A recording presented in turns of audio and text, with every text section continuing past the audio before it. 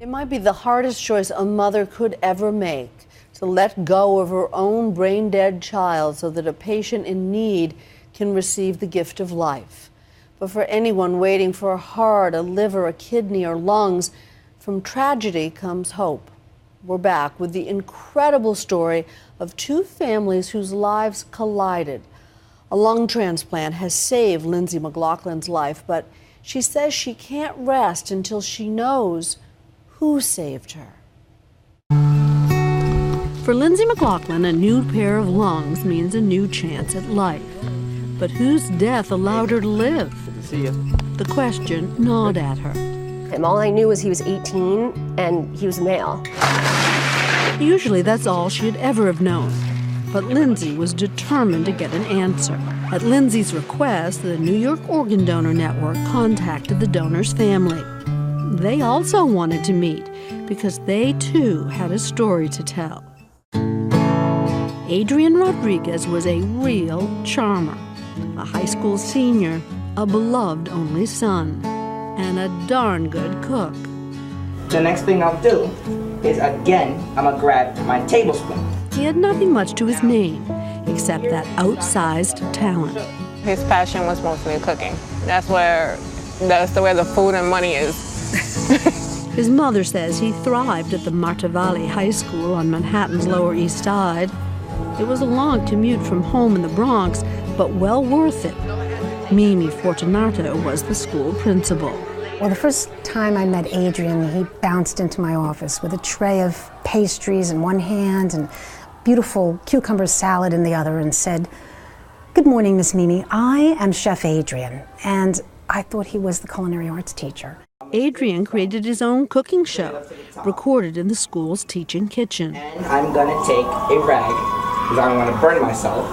Adrian, when you saw him, he was always in his chef outfit, in black pants, always. Dexter Hannibal, the school's college advisor, helped Adrian apply for scholarships to culinary schools. He says, "So you won't have to put these applications to me. I'll do it on my own." He really went out there and made this for himself. Adrian had his eye on the future. Very delicious. Very delicious. He was a young man who really committed himself to this dream of being a professional chef, but also to this absolute generosity of spirit that said, "I am here, world. Let me know what I can do for you." April 1st, 2011, Adrian Rodriguez was leaving for school. Adrian was running to school, excited about the day, wearing new shoes, shiny shoes, and he slipped on the subway platform. A slip, and as the train pulled in, he fell. The train clipped his head. And the police called the school and asked for the principal. And the police officer said, "Is Adrian Rodriguez your student?" And my heart stopped. I said, "Why? Why?" He said, "We need you to contact his family and you need to come to Bellevue immediately. It's serious." He left at 7. All of a sudden, at 8 o'clock, I received a phone call. Diana and Mimi met at Bellevue Hospital. They waited and waited. I had to wait 6 hours. By those 6 hours... 6 hours before you saw him? 6 hours just to see him. They told me that he was in bad condition. I was like in a panic mode. I don't know what to say, what to think. Diana was finally taken to her son's bedside. His skull was fractured. He was in that twilight between life and death. He was gone, but his organs were intact. He was still on a ventilator. It didn't look like my son. He was all in these tubes, and it was cold.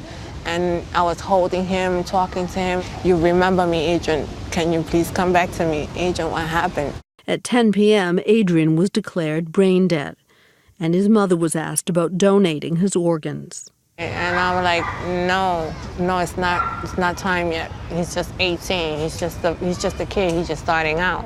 We spoke about what it would be like without Adrian and what it would be like without Adrian, but with his heart beating in someone else's body. In the end, Diana made the only decision she felt she could. He loves to share, he loves to give back. And if he has that last candy, he'll give it up. I said, look, I'm gonna do it for you, Adrian. One mother's loss would save another mother's child. All I could think of that day was how lucky we were and how unfortunate she was. I mean, as a mother, I just can't imagine how she felt that day. And we were just so grateful, and somehow I just hope she knew how grateful we were and that her son saved my daughter's life. But the circle was still not complete. They needed to meet. What do you say first? Do you say, I'm sorry for your loss? Do you say, thank you so much, you have no idea how much you've changed my life? Because I don't want to put it in her face how amazing my life is and how great I'm doing, because her son's not here anymore, and that stinks. It's crazy for me to think that like she can literally put her hands here and you can feel him, it's him breathing. I mean, I'm breathing with him. It wasn't just Diana and Lyndsey who share an unbreakable bond. Mr. Medrin developed cancer in the left kidney. And 3 other people as well. One who received Adrian's heart, another his pancreas, a third his liver. Together they make a new kind of family photo. 1, 2, 3. Well, I like to hear like all the stories about him, and not that I wasn't trying to live up to it before, but now I feel like I have an even higher bar. And some new goals too. I want to take a cooking class because that's what he was into. I'm not a very good cook, but I'm hoping maybe he'll help me out and maybe I'll be better at it. There is a funny kind of bond, I would think. I mean, Adrian is part of you. Oh, he's definitely part of me. I mean, he's why I'm here. I think about him every day.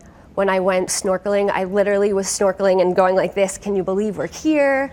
Can you believe we're doing this? Like, I'm here because you did this for me. Like, how cool is this? And on this day when we each count our own blessings, remember Diana and Lyndsey and Adrian too, and what it is possible to give one another.